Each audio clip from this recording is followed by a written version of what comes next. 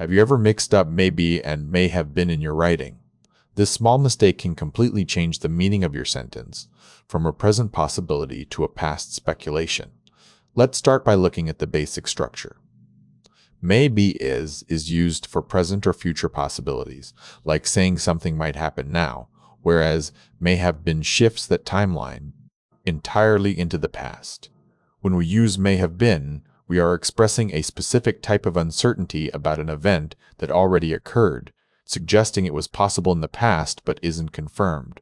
Consider the sentence, Sharon may have been irrational. This tells us that during a specific past time frame, up to but not including the present, there was a real chance she acted without logic. The structure works because may acts as the source of our word maybe, attaching to the perfect infinitive, have been to show that something was true or possible at a previous moment in time.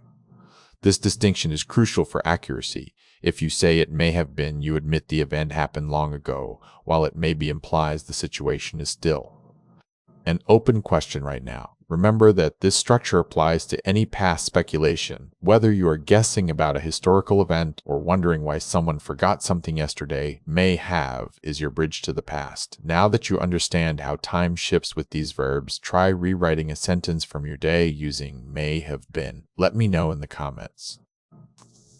Which one was hardest to change?